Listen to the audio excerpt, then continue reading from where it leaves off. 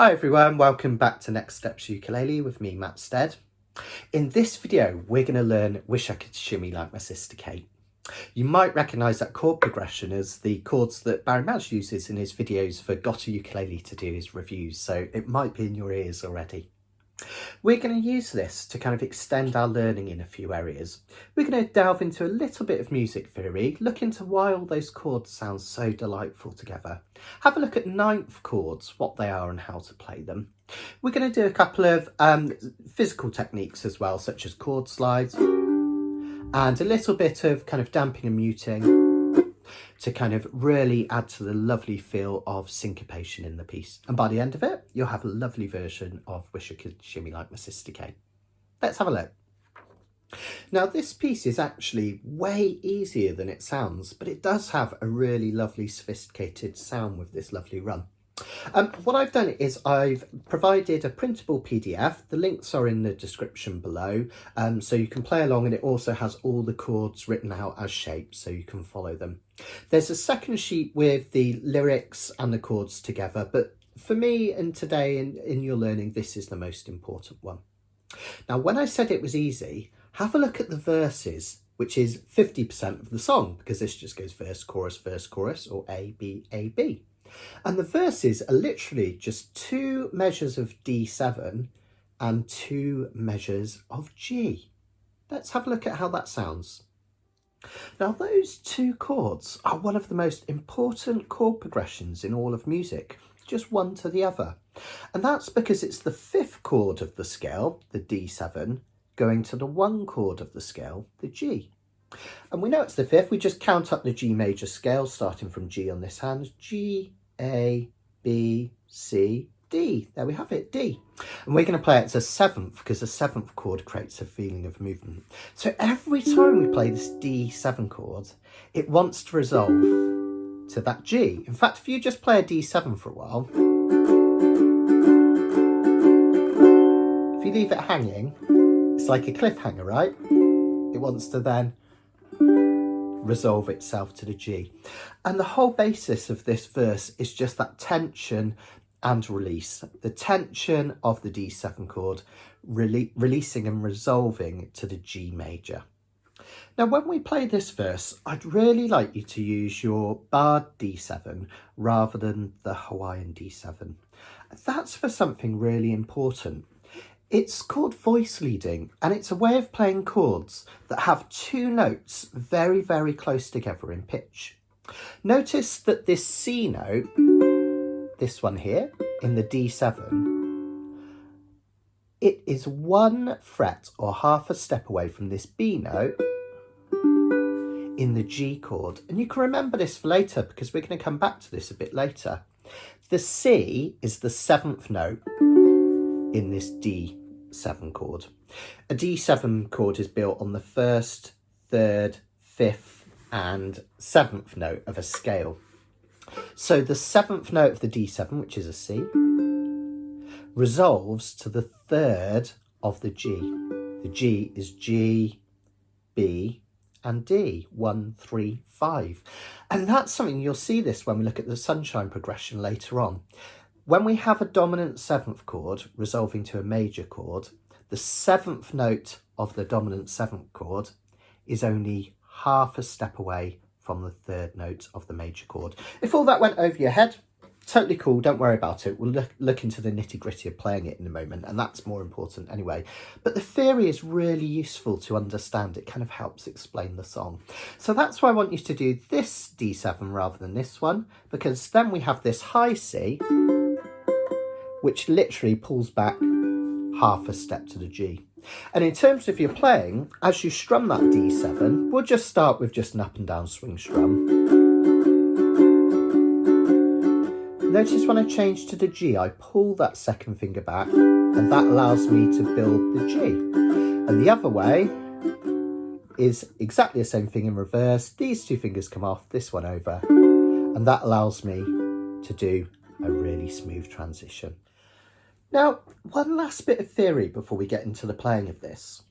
This song is in something called cut time 2/2 timing, and you might think, oh no, I don't want to worry about things like that, there's too much going on. I only know how to strum in common time where we count to 4 on each measure.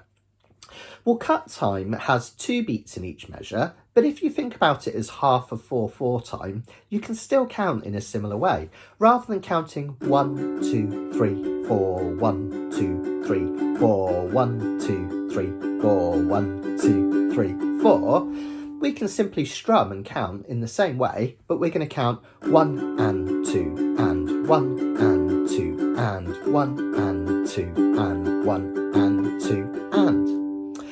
Okay, now you might think, well, if that's the case, it's just a different way of counting.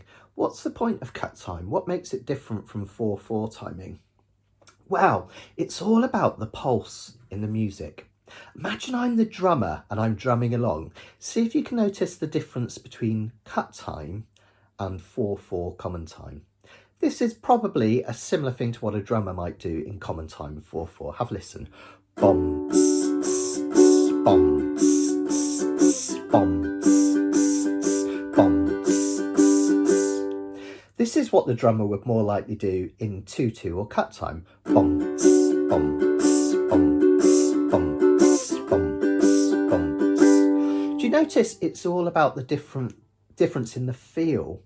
So cut time has 2 pulses in a measure. 1, 2, 1, 2, 1, 2. Whereas the pulse in 4/4 timing tends to be at the start of the measure, and then we have 3 weaker pulses, or 3 weaker beats if you like. 1, 2, 3, 4, 1, 2, 3, 4, 1, 2, 3, 4. Again, you might think, well, what's the point? They're both very similar. It's not going to affect what I do. But it is, because when we strum later on, those chunks, those kind of muted strums are going to be twice per measure, and it's going to give the feel of cut time. Just so we can learn the verses, let's just keep it to a very simple running, running, running, or down, up, down, up, down, up strum. And we're just going to count 1 and 2 and in every measure. 1 and 2 and 1 and 2 and G and 2 and G and 2. And we keep that going. Every verse has 3 times D7 to G. So we do that progression D7 to G 3 times. Let's give it a go with the words, and then we'll start fancying it up with the muted chucked strums and all that in just a minute. Here we go. Come in after 1 and 2 and 1 and 2 and. Wish I could shimmy like my sister Kate, shake it like a bowl of jelly on a plate. My mama wanted to know last night how Sister Kate could do it oh so nice. Now all the boys in the neighbourhood knew Kate could shimmy and it's understood. That's it. That's the whole verse. So we need to make it more interesting, right? We need to make sure there's something else going on. So let's try adding a little bit of syncopation. So to make it more interesting, let's have a look at adding a little bit of chucking. Now this isn't chucking as in kind of a Hawaiian chuck. This has more of a kind of syncopated old time, almost like a bit of a syncopated ragtime style of a chuck. And what we're going to do is we're going to chuck on the offbeat. So that means at its simplest, we'll add some more strokes in a minute, but at its most simplest, if we down strum the D7 by squeezing all our fingers, to do the chuck on the and that follows, the offbeat, just release all the tension in this hand. Your fingers are still on the strings, they're just not pushing down. All the tensions come out. And then if we do a down strum on that, we have that lovely chuck. You don't need to do anything with the right hand. There's none of this stuff going on. All you do is release the tension in your fretting hand. So we could have 1 and 2 and 3 and 4 and. When we come to do it on the G chord, it's a little bit more awkward because we can just squeeze and release. And that actually sounds fine. I don't mind this open G string ringing out a bit in between, because when you do it at speed, it's hardly noticeable and it kind of just smooths everything out. But if you want to make sure it's a very clean chuck, what you can do is just introduce your little finger up here on the offbeats. 1 and 2 and 3 and 4 and. Doesn't sound like syncopated ragtime yet, but stick with me, it will. Let's just practice that. So we're going to have 1 and 2 and 1 and 2 and 1 and 2 and 1 and 2 and 1 and 2 and 1 and 2 and 1 and 2 and 1 and 2 and 1 and 2 and. Fantastic. You could just pause the video, keep that going round for a few seconds if you'd like to practice that, and then come back in. Now let's start making it sound super nice, a little bit more textured, a little bit more intense, and we're going to up the syncopation. So what we're going to do, the first time, instead of doing a down and a chuck, we're going to replace that first down with 2 strums which are twice as quick with an up down. Now the easiest way, honestly, is to hear it rather than explain it. And again, this comes back to my not learning strum patterns. I hate sheets with arrows up and down and stuff because they just turn people into tense robots and it's not natural at all. If you think about this, it's dead simple. We're just going to do an up down strum whilst pressing down the D7. That's simple, right? And 1 and 1, up down. Then we're going to follow it with that chucked strum where we release the tension out of this hand and we strum down. So we have and 1 chuck and 1 chuck and 1 chuck and 1 chuck. Okay, you can think of it as and squeeze, release, and squeeze, release, and squeeze, release, and squeeze, release. Let's try exactly the same thing on a G now. You might find it easier to allow this open G to ring out as you chuck rather than worrying about introducing the little finger at this stage. If you can get that little finger up for a nice kind of clean chuck, that's really cool, but it's not necessary. So we're going to do up, down, chuck, up, down, chuck, up, down, chuck, up, down, chuck, up, down, down, up, down, down, up, down, down, up, down, down. Fantastic. Again, pause the video, have a little practice of that. Now, if you like, you can actually do that all the way through the verses without adding in this extra strum that I'm going to show you at the moment.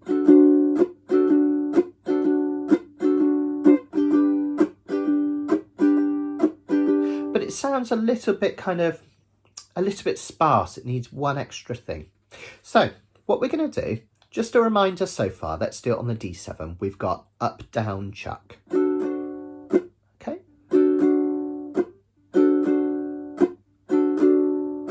What we're going to do on the second part of each measure is in the space that we do that first up, down, we're going to squeeze in another up. So we're going to go up, down, up. Okay. So now it's going to be up, down, up, chunk.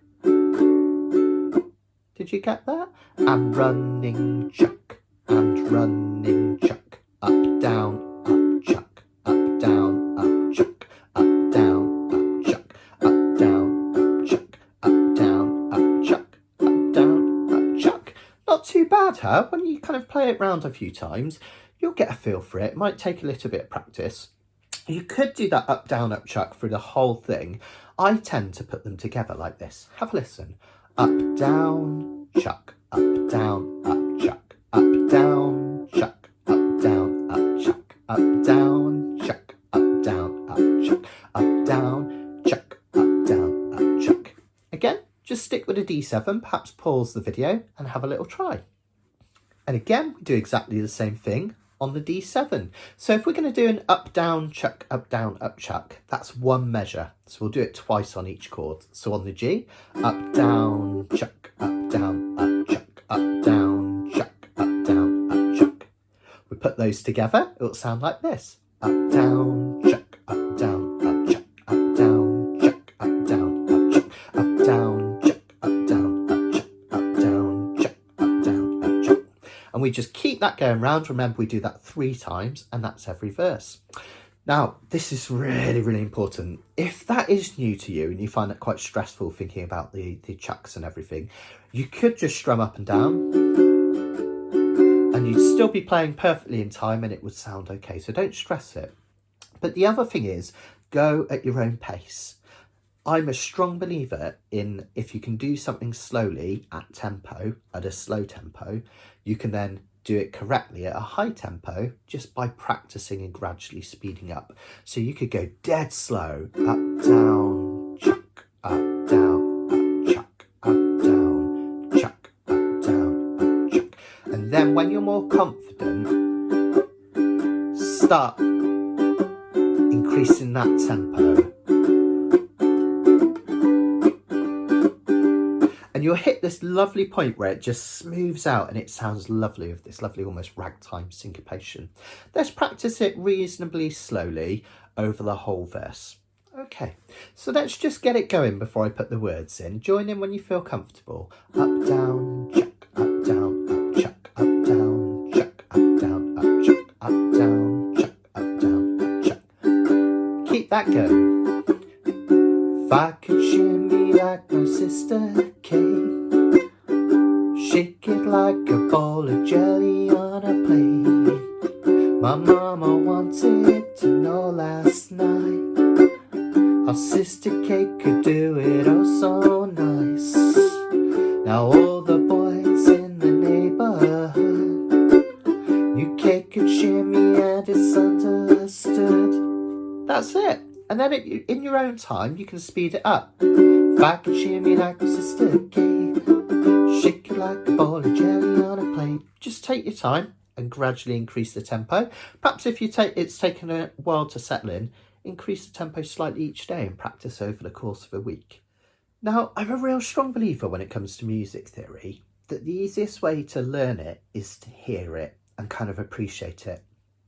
And now I'm going to show you that we've put that syncopation in. We're really highlighting the cut time feel of this piece of music. It no longer feels like common time 4/4. So you don't have to play along, you can if you want to, but when I'm strumming these strums with a pulse and then a chuck, I could count like this. 1, 2, 1, 2, 1, 2, 1, 2, 1, 2, 1, 2. Notice that when I'm squeezing, that's kind of the strong beat there. 1, 1, and then the offbeat is the and. Now again, don't stress this, but just feel it. Have a listen to this. 1, 2, 1, 2, 1, 2, 1, 2. 2 strong pulses for every measure. Have a listen to 4/4 time. 1, 2, 3, 4. 1, 2, 3, 4. 1, 2, 3, 4. 1. Cut time. Can you feel the difference? Common time. Cut time. It has a different feel, doesn't it? There's 2 strong pulses per every measure, and that's why that cut time is quite important. Now, a lot of music from the 1920s and 30s is in that cut time, even into the 40s on occasion. Things like 5 Foot 2 Eyes of Blue. If you see the cut time symbol, which I'm showing you on the screen here, it's like a C. Loads of people mistake that for common time. A C on its own is common time, but can you see how it has that line down the middle? It's like they've cut common time in half, and that stands for 2/2 or cut time. Now, if you see that symbol in a piece of music and you're playing along, try adding this lovely syncopated strum to it and you'll get that feel for cut time. And if you're playing with other instrumentalists, they'll appreciate that feel that you get from that cut time rather than common time. Now, I am about to go on to that lovely sunshine progression, the Gotta ukulele theme, if you like. But before I do, let's have one more piece of drama, and this is something dead easy. Notice in the verses we have D7 to G 3 times. What we're going to do on the second time, instead of playing a G as normal, we're going to stab at it. We're going to give it a quick, sharp down strum, and then we're going to mute it. And you can either mute using your right hand by flattening your hand against the strings, or I think the easiest thing is to just introduce that little finger to touch the strings after you strum down on a G. You don't want to press down with this little finger, otherwise you'll get like a chord, which we don't want. We just want feather-like touch, just enough to stop the chord. Okay. Now, it will sound like this. If I play a verse for you, you'll get the idea. If I could shimmy like my sister Kate, shake it like a bowl of jelly on a plate. My mama wanted to know last night how Sister Kate could do it oh so nice. Back in. All the boys in the neighbourhood. Now, you might notice that was quite tricky for me to count myself back in to come on that D7. So as you do it, what I'd like you to do is keep this hand moving with the same pace as it was before. You can either do that silently in the air like this. How Sister Kate could do it oh so nice. And then you're kind of in the right kind of, it's almost like your hand's acting like a metronome. You're in the right rhythm to come back in. Or if you like, you could even chuck it. You could go, how Sister Kate could do it oh so nice. Okay, and then we're back in, and it will help you to count and add that lovely pause. Let's try a verse with that in, just so you can practice it. Let's try the second verse. So we're going to have D7G, D7G with the stop, and then D7G strummed. Perhaps if you're not sure, just watch it through once and you'll soon get the idea. I'm going to count in 1 and 2 and twice to get us in the rhythm. 1 and 2 and 1 and 2 and. If I could shimmy like my sister Kate, never stay home, stay out late, get myself about as high as a kite. Here it comes. You know I do it for you every night. Now all the boys in the neighbourhood, you Kate could shimmy and it's mighty good. See that kind of sense of drama it creates in the middle of the verse, and that's absolutely lovely. Have a little practice of that. Might take a little practice to perfect that and get the timing correct. Now let's tackle that really lovely famous progression.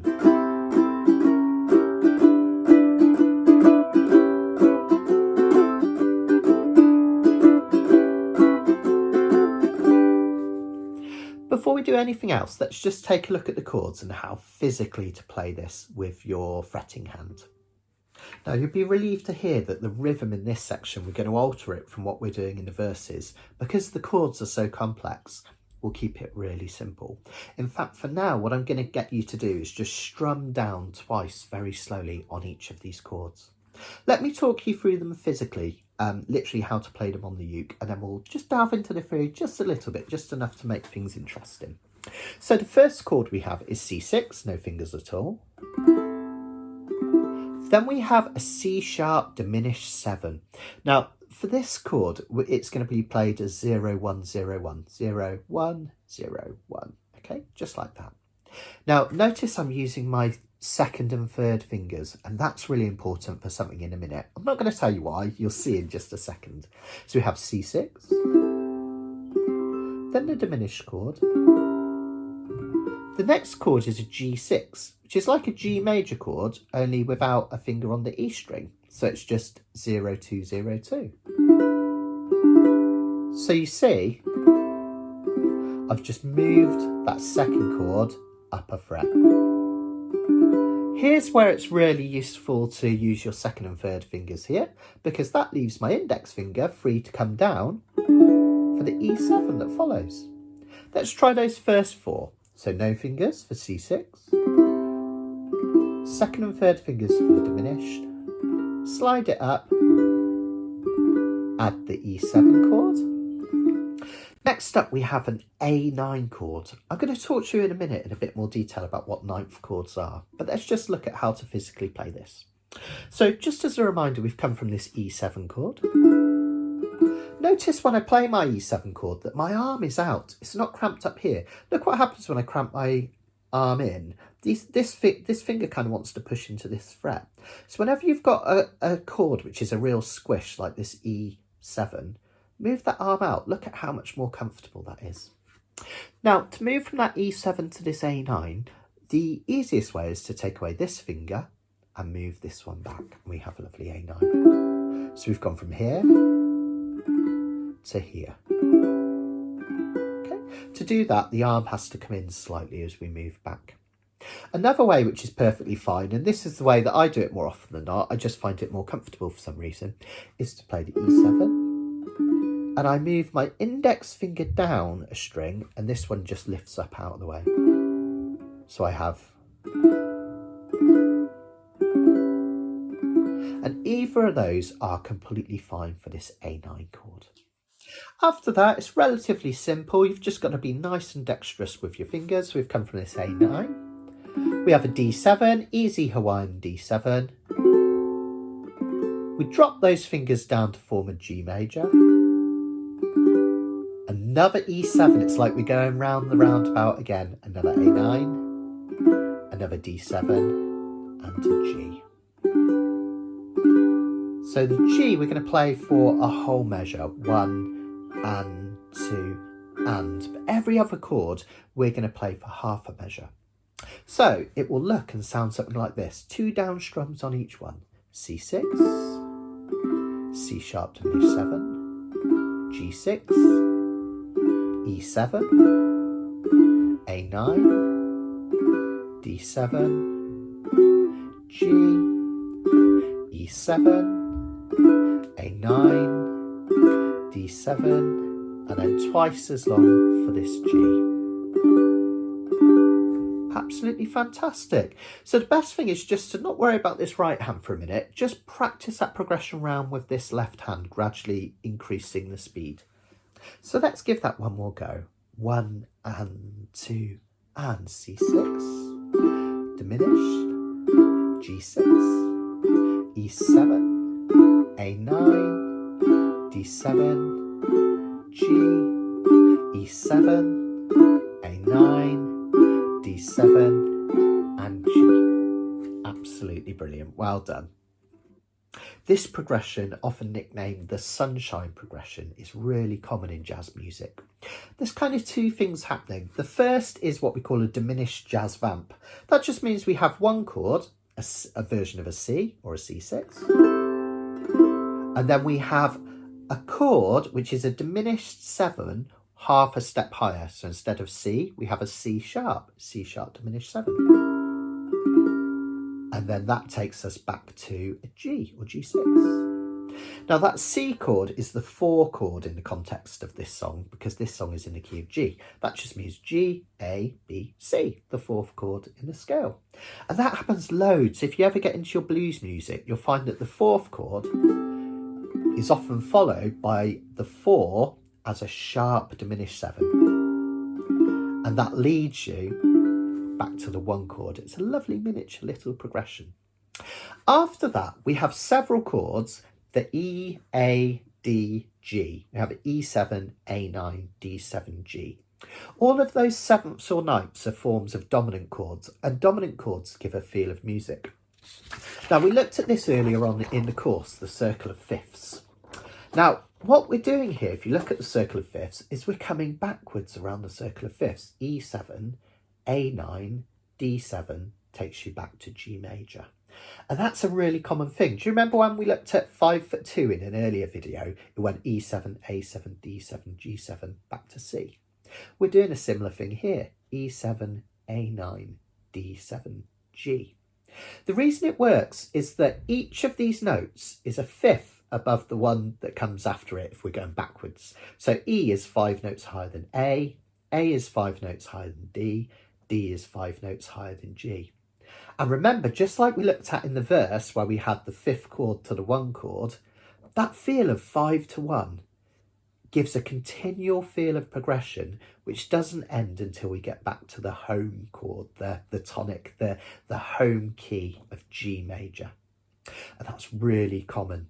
One of the most common examples is in the B section of I Got Rhythm by Gershwin.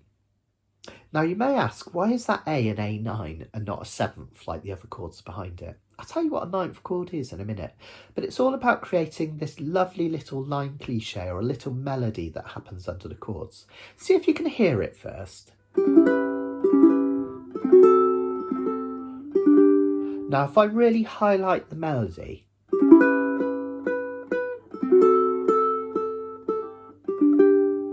can you hear these notes? B, A, G, B, A, G.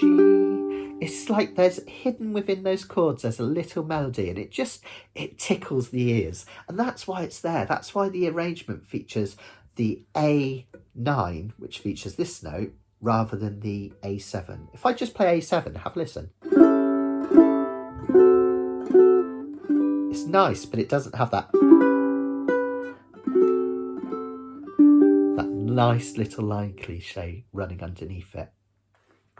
Okay, so if you're not interested in theory at all, you can skip the next couple of minutes, but I'm a really strong believer in learning just a little bit of music theory, just enough, partly because I think it's really fascinating, but partly because if you understand how music works, it makes it easier to play and it makes it easier to do a lot of the skills that we'll look at later on. Now, I just wanted to show you ever so quickly what a ninth chord is. So if we think about a chord as being either 3 or 4 parts, that means it can either have 3 notes in it or 4 notes in it. And we looked at this in an earlier video. I've put a link in the description what chords are and how they're formed. But an A7 chord, otherwise called an A dominant 7th chord, has 4 notes in it. The first note of the scale, the third note of the scale, the 5th note of the scale, and the flatted 7th note of the scale. The difference between an A major 7 and an A7 or A dominant 7 is the flatted 7. So an A major 7 would be A, C sharp, E, G sharp. An A7 or an A dominant 7 is A, C sharp, E, G, because we're flattening the 7th. So instead of a sharp, it's a G. Now, that gives us an A7. All a ninth chord is we have one more note added to the end. And notice that each of these notes, it's almost symmetrical, right? We've kind of skipped one note and gone to the next. And that's how we build chords. So if we can think of our scale as 1, 2, 3, 4, 5, 6, 7, we kind of go back to the start again, don't we? We have another A. And you can think of that A as 1, 2, 3 in the scale going on and on to infinity. We could also number those chords and think of them as 8, 9, 10. They're going higher in pitch, right? So a ninth chord is a 7th chord, the orange part, with the 9th note of the scale added, which can also be thought of as the 2nd from the next one. So quite simply, an A9 has the 1st, 3rd, 5th, flatted 7 and 9th note out of the A major scale. But who can spot the problem with this chord? It has 5 notes. 1, 2, 3, 4, 5. How many strings do we have on our ukulele? 4 strings. We can't play 5 notes at the same time on uke, can we? A pianist could. They could easily play all 5 notes on 5 different keys, couldn't they? But we can't do that. So what we have to do is we have to swap one of these orange notes for this purple one here for the 9th. Now we have to be careful how we do that. We don't want to swap this one out because the 3rd note in any chord tells you whether it's a major or a minor chord. Okay, so a C sharp here tells me it's a major. If that was a C, which is half a step lower, it would be a type of minor chord. Long story short, we don't want to swap out this 3rd note. Likewise, this note here is really important as well, this flatted 7, because it tells us the chord is a dominant chord. That's type of 7th chord. So we don't want to swap that one out either. So what we tend to do is we swap out either the 5th or the 1st note of the scale. Now, this gives us a really easy trick to turn any 7th chord into a 9th chord. This is where the theory can be really empowering and really simple. I'll show you what I mean. Here's our A7 chord, right? Without the 9, just an A7. Well, notice on the scale that a B, the 9th note, is a whole step higher than A. A whole step because we have A, A sharp, B, okay? So the 9th in any scale is a whole step higher than the tonic or the 1. That gives us something really cool. That means if we find the root note or the tonic of any chord, in this case it's an A7, so it's going to be an A. It's literally the one the chord's named after. Well, if we can replace the A in the chord, there it is, open A down the bottom there, with a note that is 2 frets to the right, or a whole step, because that's how many frets a whole step is, we can create a 9th chord. So to turn an A7 into a 9th chord, we just find the root note. It's an A7, so it's going to be an A. And we play 2 frets to the right. And that works with every type of seventh chord. If I want to turn a C7 chord into a C9, I find the root note. What's the root note of C7? It's a C, it's the one that's named after. Here's the C, second string down in a C7. I play 2 frets to the right. I've turned a C7 into a C9. It even happens all over the fretboard. Just take my word for it that this is a D7 up here. I'm playing the 5th fret and then 1 finger on the C string at the 6th fret. If I want to turn this D7 into a D9, I find the root note. Now a D7, the root note is a D, and you don't have to know this, I'm going to show you. This one here is the D note. So I put my finger down 2 frets higher than that note, and I've turned a D7 into a D9. And you can do that for every type of 7th chord. It's a really handy thing if you ever want to turn a 7th chord into a 9th chord.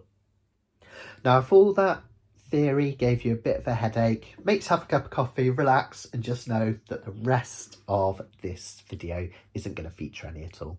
I do believe that theory is really useful and important to know, but you can get away without it. And just relax, the rest of it's just going to be about how to strum this now.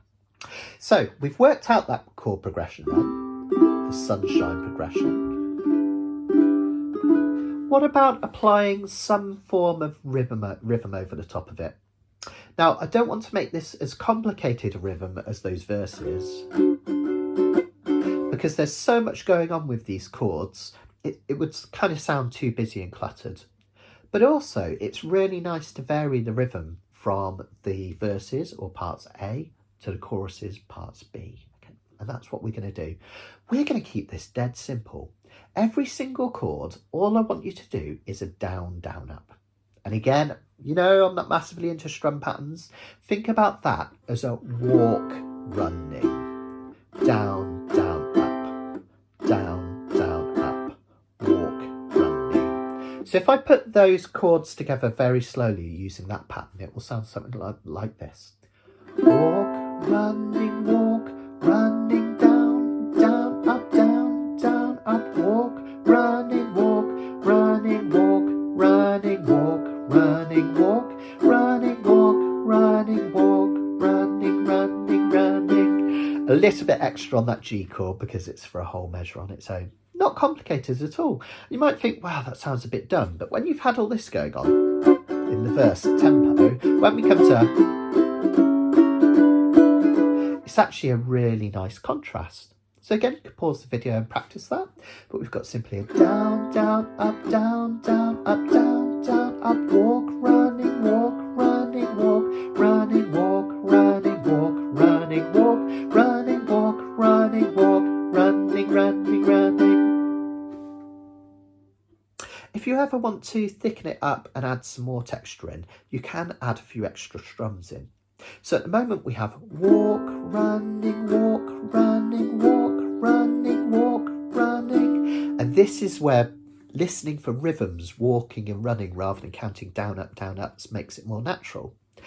Because if we've got walk, running on every chord, walk, running, all I need to do to thicken it up is turn any of the walks into runnings.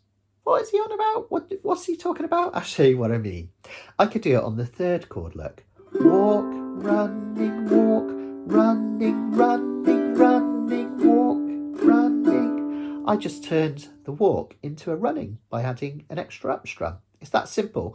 So wherever you feel it,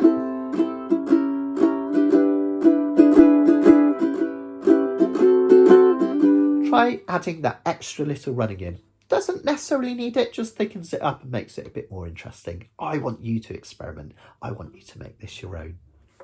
Believe it or not, way, you've done it. If you put that sunshine progression through with that strum, together with the verses, with that lovely syncopated strum we learned, we have a really lovely piece of music. Now, the observant of you might have noticed that on the sheet with all the chord boxes on, there's some tablature down the bottom. I don't really want you to worry about that today, but if you're interested, that's a very, very simple little riff that if you're playing in a group or with another person, they can play whilst you're playing the chords to the instrumental verse.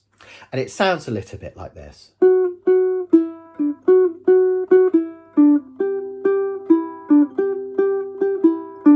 And they can play that over the D7 and G when you're playing the instrumental verse. I don't think you need to worry about that for today. We've got plenty of other stuff going on. Those instrumental verses are completely optional. You could play them just as kind of a strum pattern on the D7 and the G. It's kind of interesting enough that it gives the ears a bit of a break. Or you could get rid of the instrumental verses altogether and just play it as A, B, A, B. Have an experiment, see what works for you, see what you like. So what we're gonna do now is we're gonna have a couple of playthroughs. One really, really below tempo, one slightly quicker, so you can kind of practice in stages. And you can just play along with me, basically. It's a chance to practice. Remember, if you find some of the things a bit of a struggle, like the pattern, the rhythm patterns and whatnot, just keep it simple. Absolutely fine. You can add as much or as little as you want to in this one. I'm just going to piece it together. We're just going to go verse, chorus, verse, chorus, verse, chorus, like that. Maybe a couple as an instrumental. That won't affect what you're playing anyway, because the chords are exactly the same. At the end of this, I'm going to show you a little technique doing chord slides in a couple of places. Again, you don't need to add that in, but it's just a little bonus at the end for anyone that's interested. So let's play 1 and 2 and 1 and 2 and just a really slow tempo just to get us into it. And remember, this is our syncopated rhythm.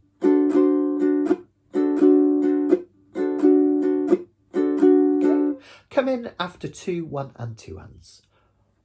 1 and 2 and 1 and 2 and. If I could shimmy like my sister Kate, shake it like a ball of jelly on the plate. Mama wanted to know last night, here's our stop, how Sister Kate could do it oh so nice. Now all the boys in the neighborhood knew Kate could shimmy and it's understood. I may be late, but I'll be up to date when I can shimmy like my sister Kate. Oh yeah, shake it like my sister Kate. Let's do an instrumental verse. That's it, keep that nice rhythm going. And G. D7 and G. We're going to do one more D7 G, and then we're going to do our sunshine progression. Here it comes. 1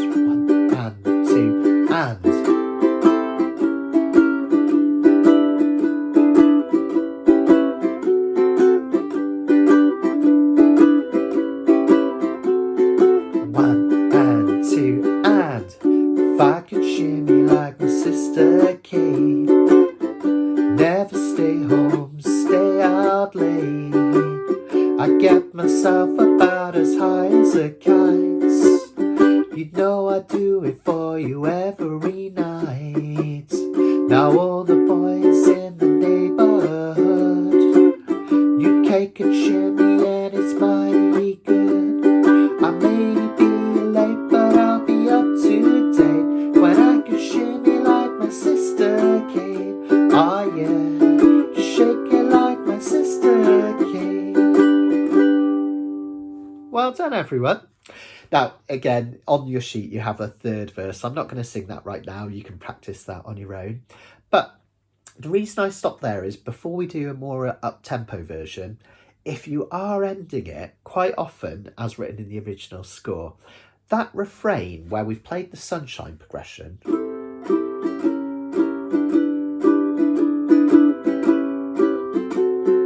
we go back to that E7 there, right?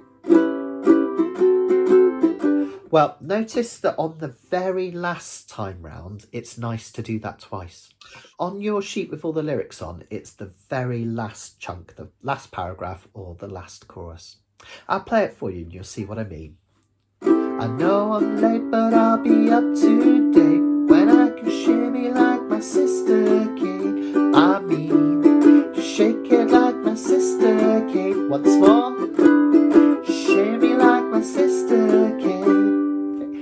notice it's got that extra little refrain going back to the E7 one more time. Now, one last bit of fun, and this is only for those that feel confident enough. If you that's enough to deal with already, just ignore this last bit. But just as a bit of a bonus, I promised you I'd show you how to do a chord slide. It's something that's used a lot in blues music, but also with a lot of this kind of trad jazz music. It kind of adds a little bit of drama to the start of a strum. And all we're going to do is we're going to play the chord chromatically half a step lower in pitch, or easier to think on your uke, 1 fret to the left of it.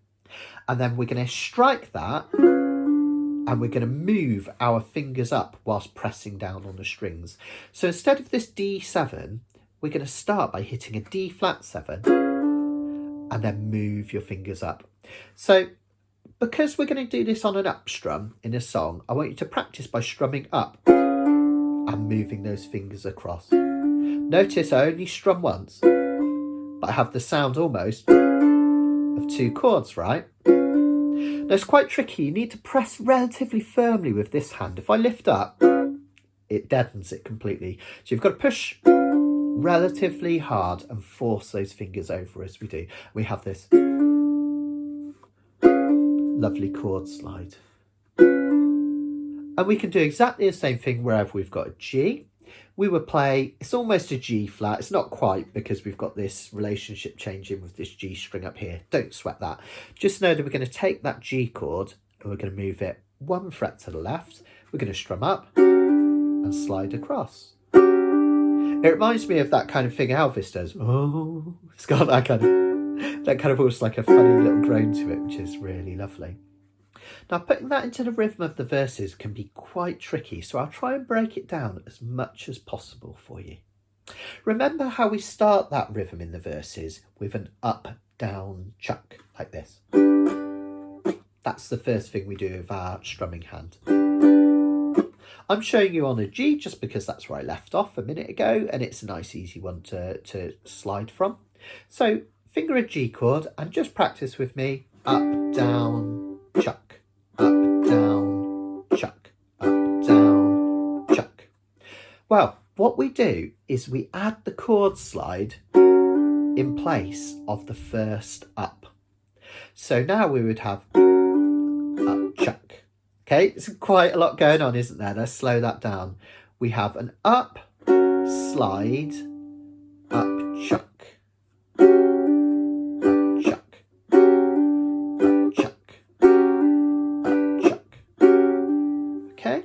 Practice that round a few times.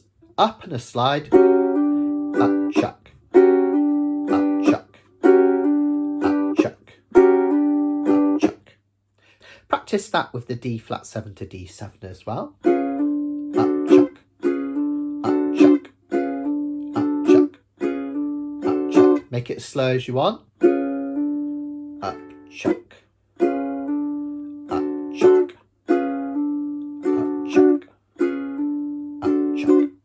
Then, when you've got that, if you can do it, remember this is only if you're feeling confident enough, we put it together with the second half of that rhythm, which is your up, down, up, chuck. Up, chuck, up, down, up, chuck. Up, chuck, up, down, up, chuck. Slide. Up, chuck, up, down, up, chuck. Up, chuck, up, down, up, chuck. Same thing on a G. Up, chuck, up, down, up, chuck.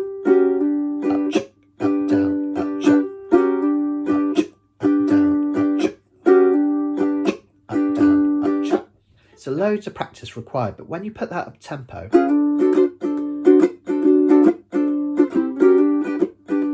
can really add like a really nice kind of playful sense of drama to your strum. I don't tend to do it all the time, just every so often in the verses, just to add a little bit of interest. Okay, one last playthrough now, and we're going to play the whole thing. I'm going to play all of the instrumental verses as well, so if you wanted to, you could practice your... Or you could just play the chords, is absolutely fine as well. I'm going to add the slides and whatnot in to make it interesting for me, just here and there, but don't feel you have to copy them. Just use them as sparingly or as much as you want.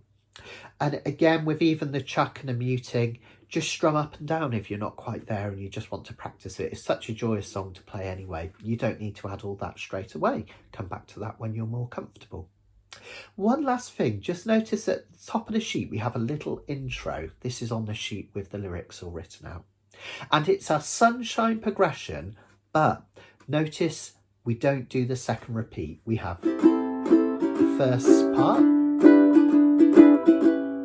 and then we stop on that first G and we come in on the first verse, okay? So we don't do the second E7, A9, D7, G. All right, you'll soon get the hang of it. Remember we're counting in and 1 and 2 and 1 and 2. I'll give you 2 of those as a count in and just enjoy it. Have lots of fun. Try 1 and 2 and 1 and 2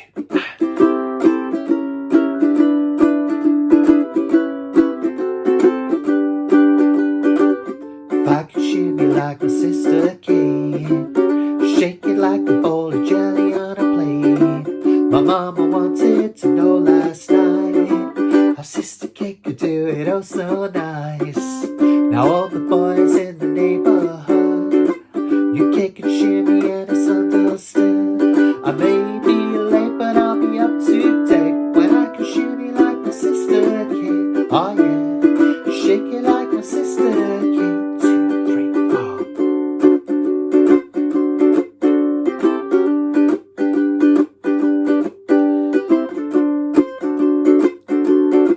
And stop.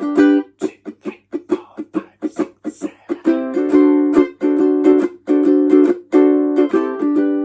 8. Sunshine progression. Here we go.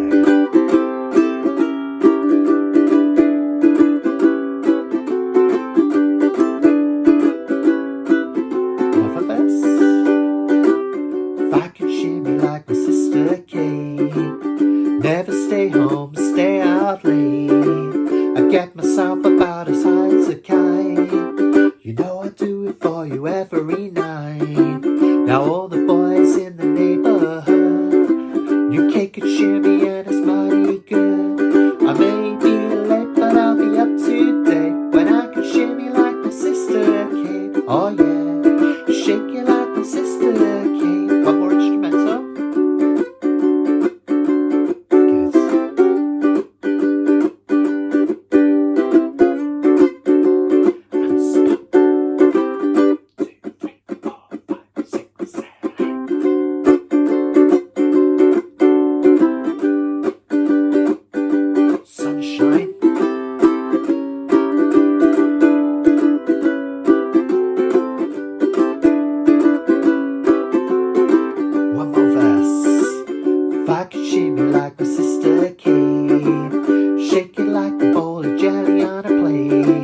My mama wanted to know last night how Sister Kate could do it oh so nice.